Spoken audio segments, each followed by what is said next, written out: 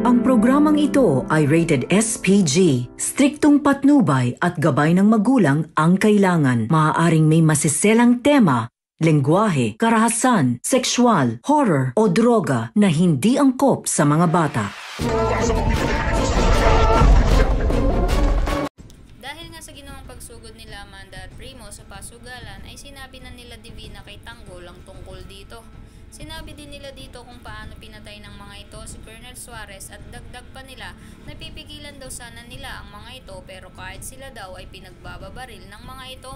Dahil daw sa ginawang iyon nila Amanda at Primo ay marami sa mga tauhan nila ang nawala. Dagdag pa ni Divina matapos daw niya itong patuloyin at kupkupin sa pamamahay niya, iyon pa daw ang igaganti sa kanila.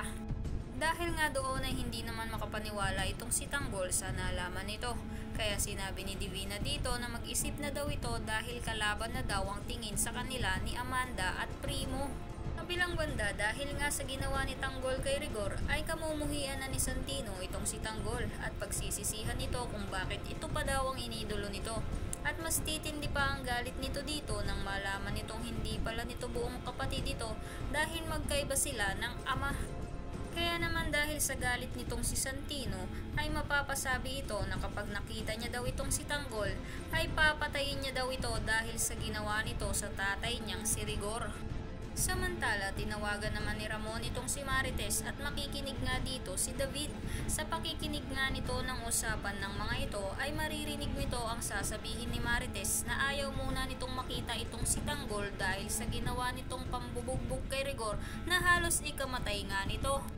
Kaya naman dahil doon ay galit na kinelyuhan ni Ramon itong peking Tanggol at tatanungin niya ito bakit siya nito pinigilan noon sa gusto nitong gawin kay Rigor kung gagawin lang din daw pala nito iyon dito.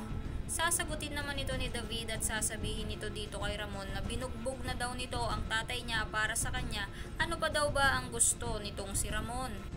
Sa kabilang banda dahil nga sa nagkakagulo na ang grupo ni Primo ay magkakasagutan sila ni Berting at Primo.